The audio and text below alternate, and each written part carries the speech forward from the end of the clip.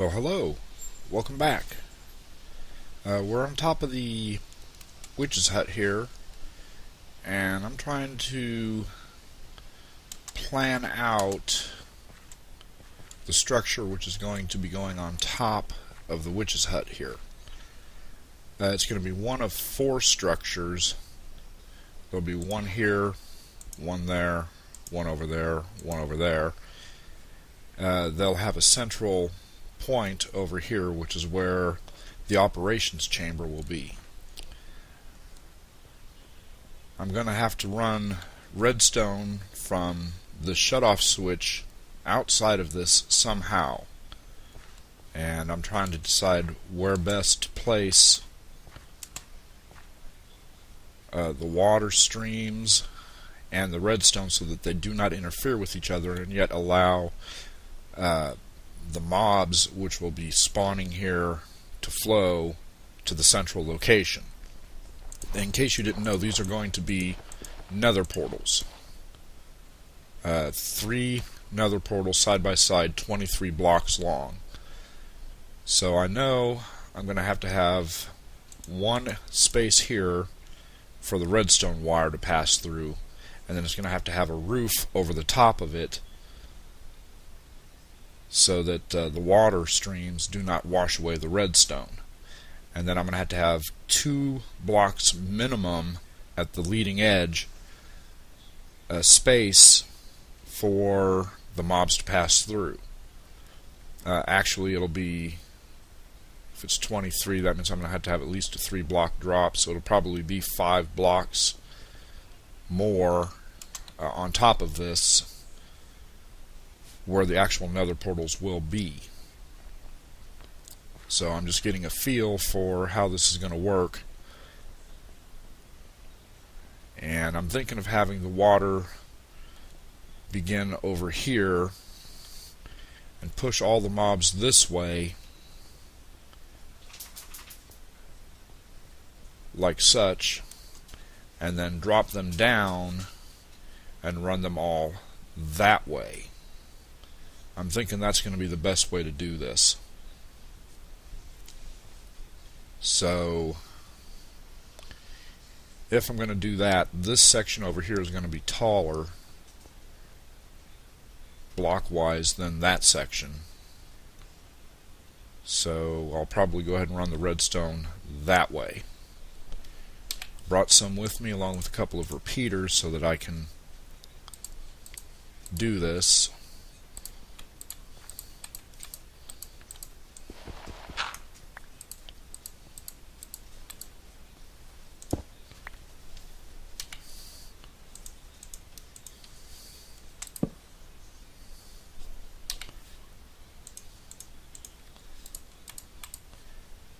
And then we can build this up around it.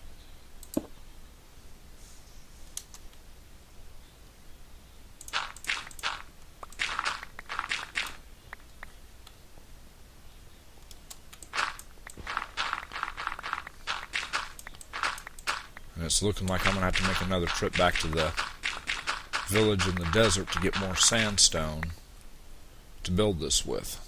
I was tempted to dig out the clay with some silk touch and make some stained clay for this, but the sandstone looks good and it's relatively easy to get, so it's just a long run between here and the village.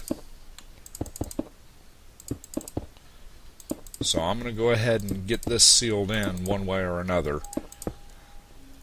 I brought this dirt to pack the inside with, this way I won't have to use so much of the sandstone itself. Since this will be hidden from view, it won't really matter what the block is, but I do not want any air spaces here for spawns.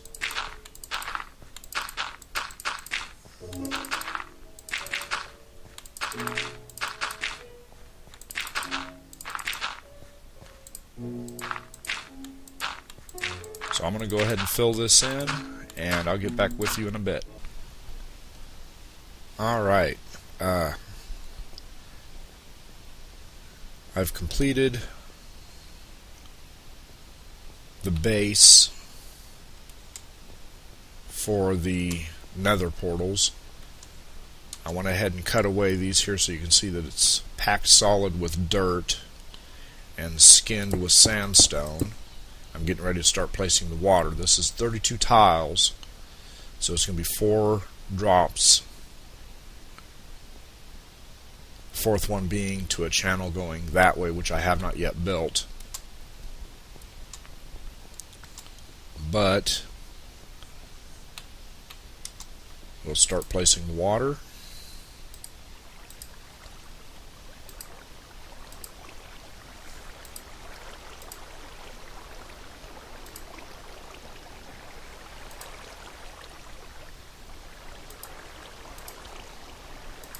And as you can see, it goes to the end there.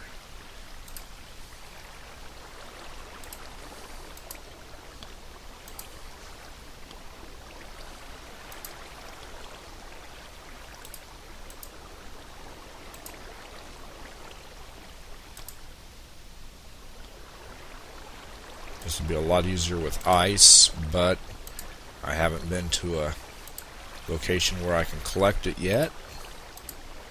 Although that will be a task for the near future. Alright. So, we will actually begin the second level now.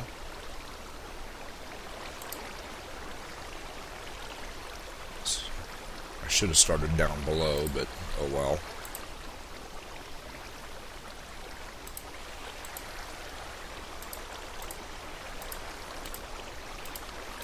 I like this can't be done this way.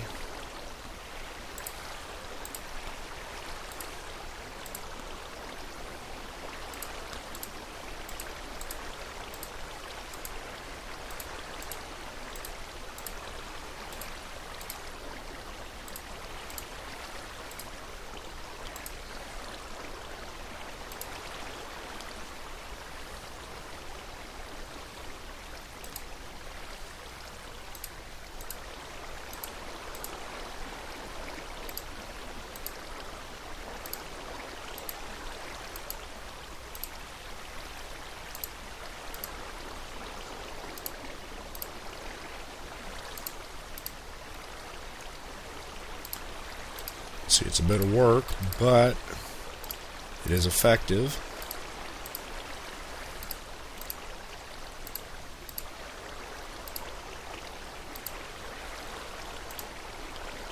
And for the last one.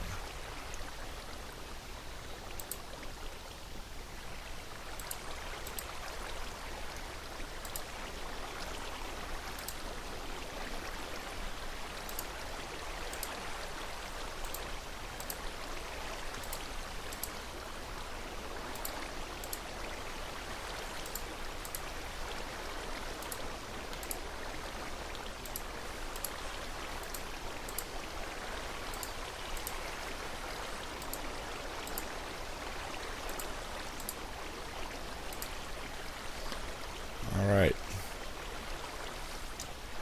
There we go.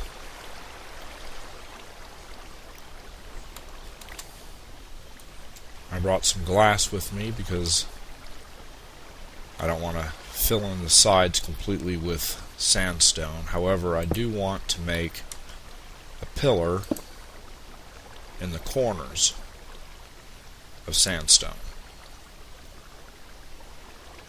So a 2 tall pillar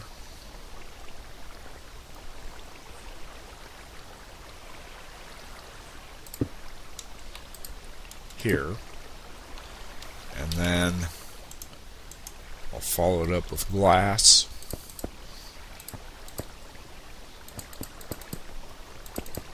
I know I don't have enough.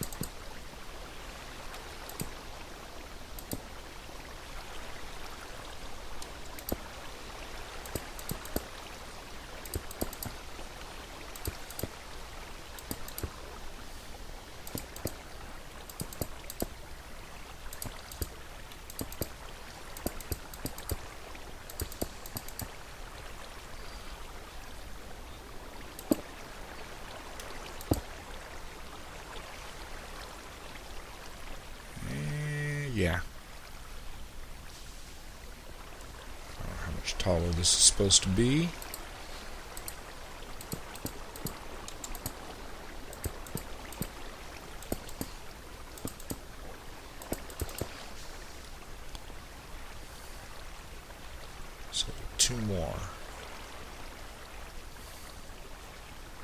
So this will be up 3. There we go. So the nether portal will be above us at this point.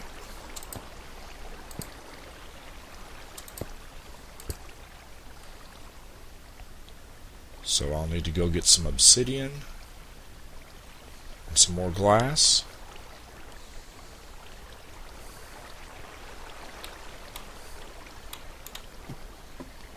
Also, I need to recover these.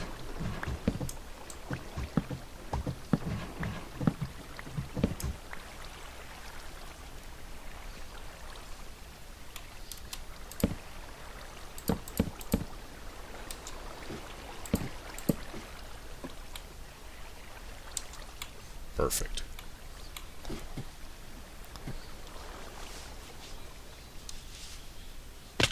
Ugh, again.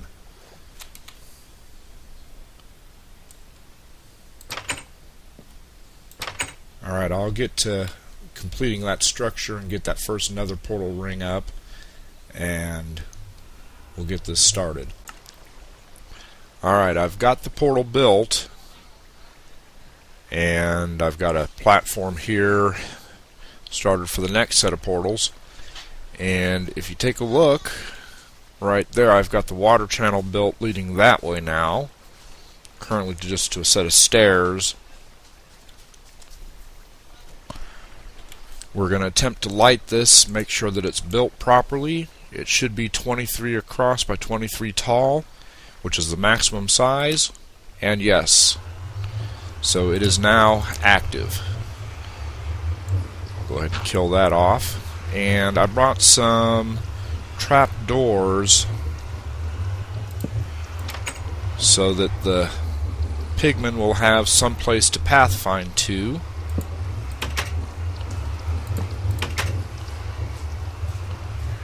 And that should be sufficient. And the other thing I have to do is seal up the ends so that the pigmen do not get out under normal circumstances.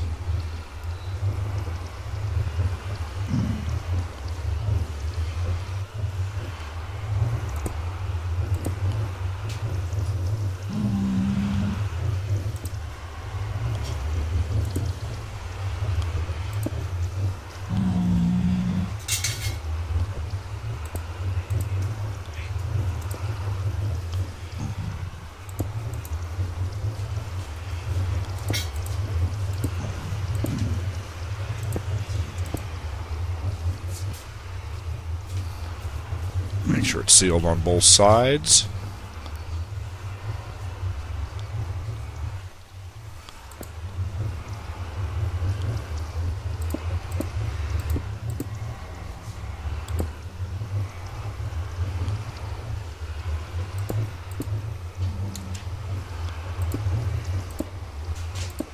There we go. Now they have nowhere to go but the water channel. So what happens is they'll spawn inside of these, and they'll walk off into the water, which will push them over to here. Currently I do not have a killing mechanism set up, so they're just going to wander around, which is fine.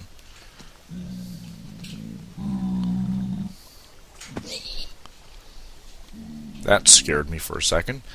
But anyway, that is up and running. I'm going to have to do some more obsidian mining in order to finish off the rest of the portals. But I think that'll pretty much do it for today. We are here at the witch's hut, and I've built this trap. It's nothing more than just a couple of pistons with a pressure plate and some redstone down below. Whenever the zombie walks through, steps on the pressure plate, it gets blocked in. I'm going to attempt to create a villager. Hopefully we get a farmer. Don't know for sure. But let's find out. So we got to wait here about 5 minutes for the transformation to complete. So we'll go ahead and do that. And actually, I'm thinking it might be a good idea to just go ahead and sleep. The bed's nearby. It won't despawn. and then we don't have any risk of any other mobs coming and blowing him up.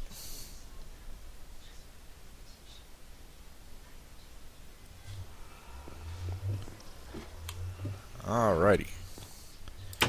Daytime. And he's in the process of converting. What you gonna be, buddy? If you're a farmer, great. We need one farmer for sure, and then we still need to catch one more of these guys, and then we can set up a small village here and start breeding them.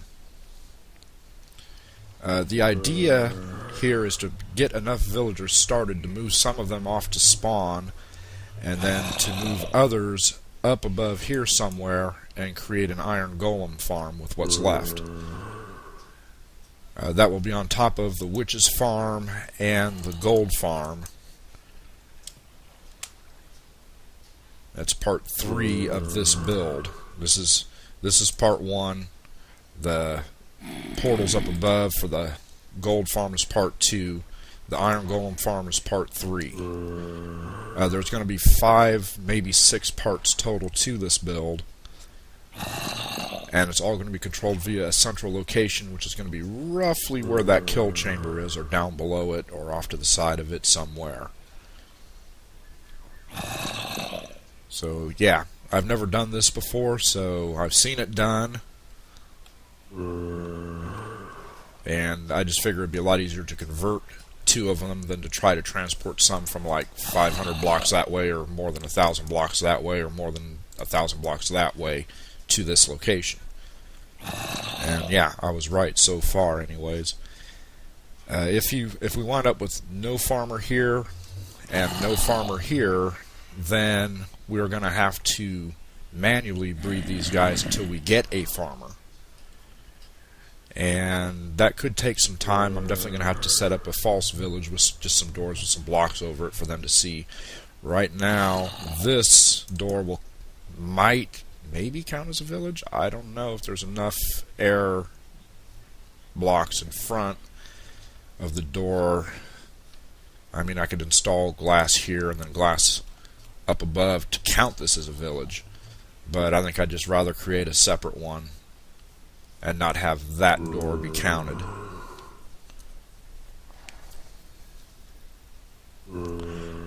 So yeah, I haven't worked any more on this thing yet, and I'll explain this kill chamber here in a minute.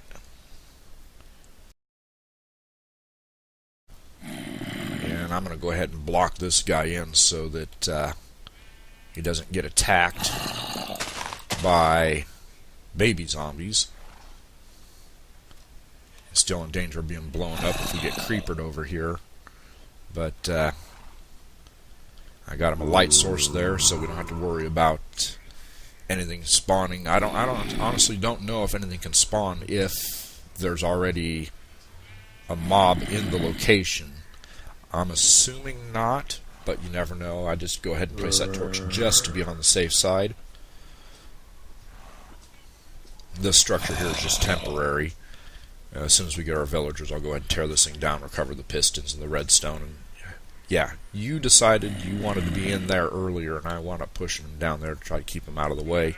No interference. Yeah, he was inside of here. I actually had to tear this out and push him out and rebuild it. Not that it was much more than just removing a grass block, but still. Last thing I need to be running over here with a zombie in tow and find the trap blocked by some curious sheep. Oh, hey, priest. Alrighty, well, what you got going on here? 37 of those. You know what? We're going to go ahead and see. Do I have... I'm sure I got some more down here.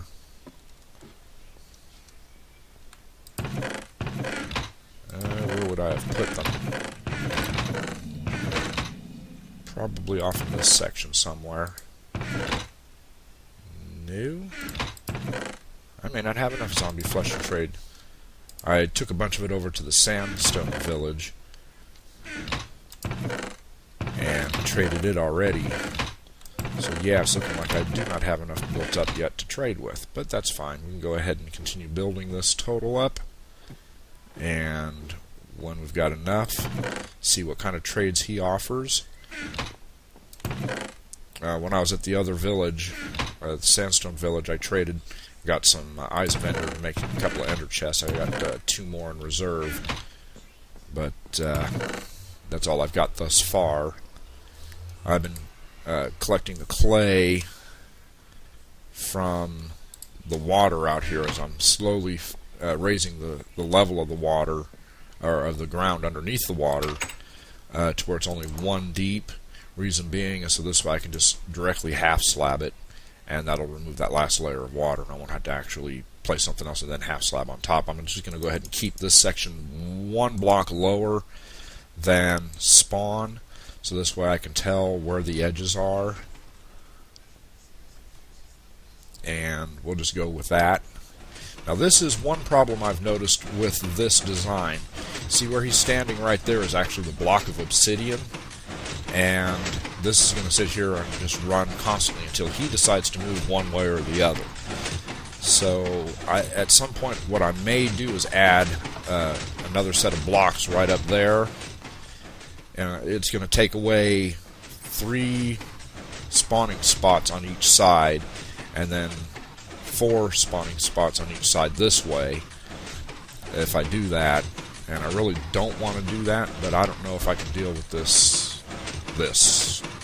Yeah, you can see it's causing a little bit of jitteriness, and we're just going to force him to move. There he goes. Shut that down. Alright, well anyway, since we have this guy done, we'll just go ahead and block him in for now. No escape for you. Oh, here we go. You can see the kill chamber in action now. What I've done is I've placed an iron golem up in there, standing on some half slabs. And underneath are these hoppers running to this chest. And we can stand here, and we can watch as he kills these guys. And if he drops any experience, which does occasionally happen, the experience flows out this way to us.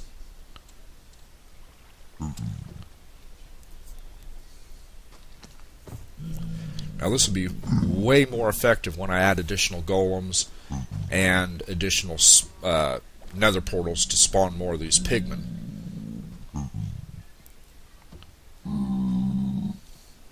We've got 2 of them up in there now, and he's not attacking either of them. Probably waiting on that one. Unless he's got a different target in mind.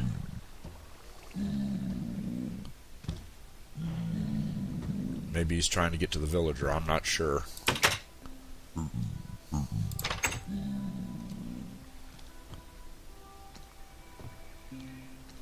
Just watch. Oh, there he goes. So, we did kill him, and we did get some experience. I may have to place an additional hopper here running over to this thing, because they do wind up dropping stuff here, and it won't be automatically collected, but in order to do that, I'm going to have to drop this floor and do some more work and expand this out eventually, because I want to actually be able to watch this guy, or these guys, whenever there's more of them up there, doing what they do.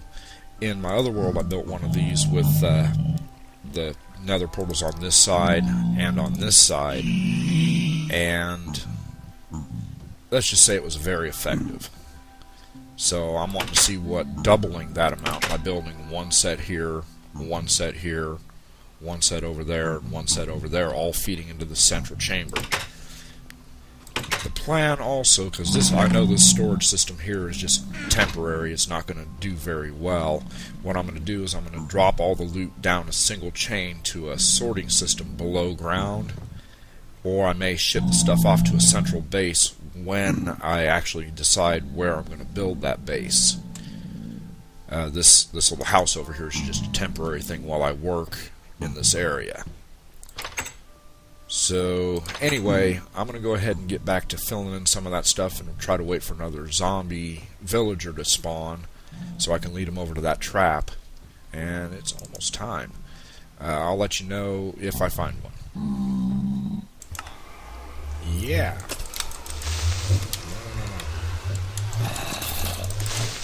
Not today.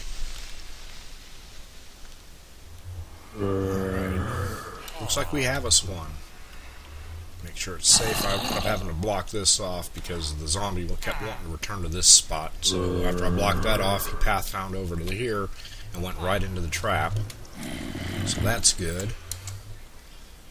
And I have the potion of weakness and golden apple, and we're ready to go. Let's see what happens.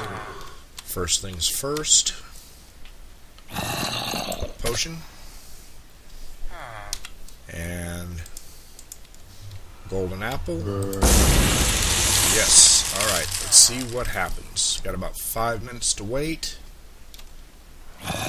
So, yeah, while I was discussing that trap over there, I forgot to mention why I have them sitting on half slabs and not directly on the hoppers. Firstly, just to make sure that nothing glitches through into the hopper. But secondly, when he attacks the zombie pigman, he doesn't kill him in one hit. And as a result, it causes zombies to randomly spawn in dark areas or other places like that. And I just don't want to take a chance that one of them will spawn inside of the chamber there and wind up attacking and or eventually killing the iron golem. I had a similar setup in my other world, and I had 3 iron golems in there, and I ran it for many hours, never had to replace a single golem. So I will be expanding that a little bit, probably one more tile in every direction, just so that it's a larger area and room for more golems and additional room for another water stream to move stuff in if needed. Hey, you. Transform already. Aren't you a pretty one?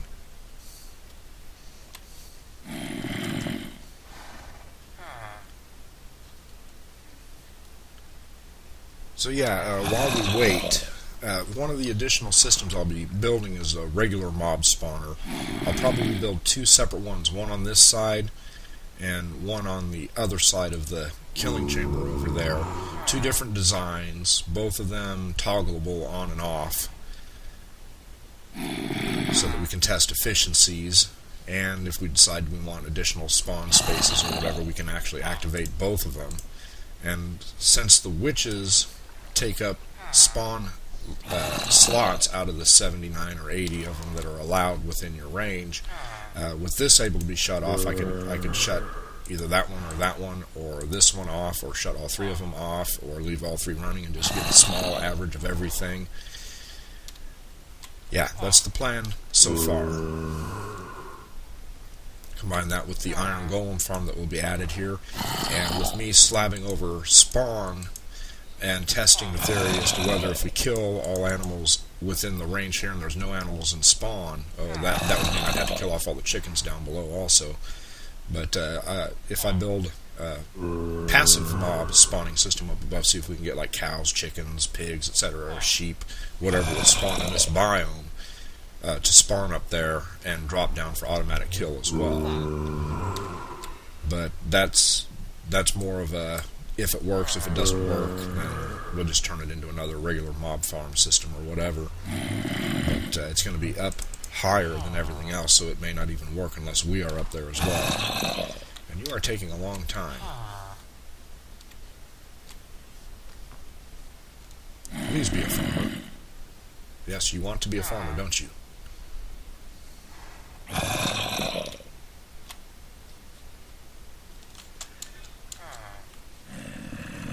Definitely need to do this before it gets dark. You know what? Maybe we won't find out. Maybe we'll just do that. We'll just find out later what you are.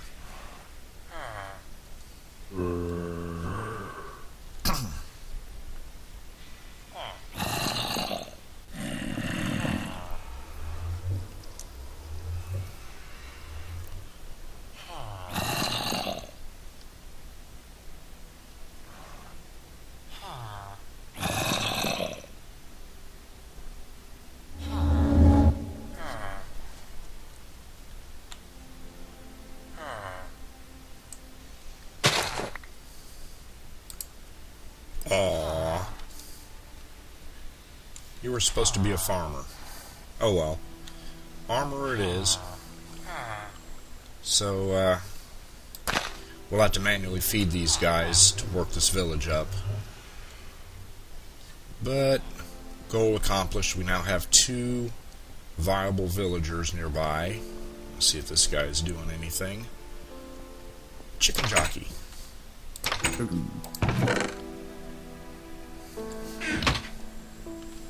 I'm definitely going to have to do some more obsidian farming, because this thing is really slow with only, what, 1, 2, 3, 1 here, and 1 here in the middle. One is not activated yet, so only 5 spawning blades.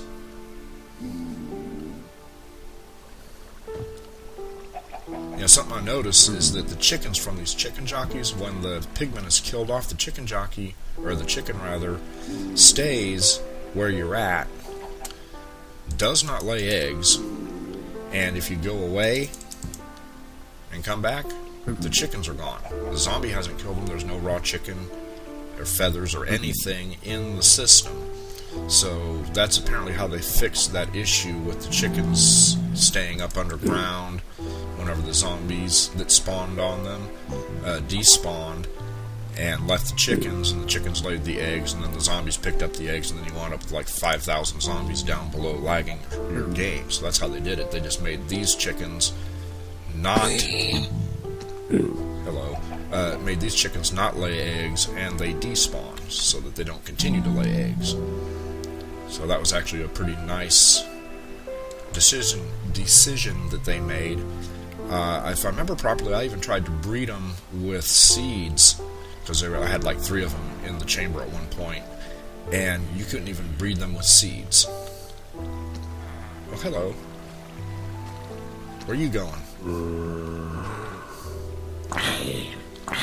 Hit. Alright. I'll take it. Free experience. And some zombie flesh. Yeah, I may have just made me a little zombie trap. Oh, that works too. Anyway, I'm going to continue filling in some of the stuff over there now that I've got my 2 villagers in. I'll make some doors and get them breeding, and we'll see how long it takes to actually get a viable farmer to do this automatically. I'll check back with you later.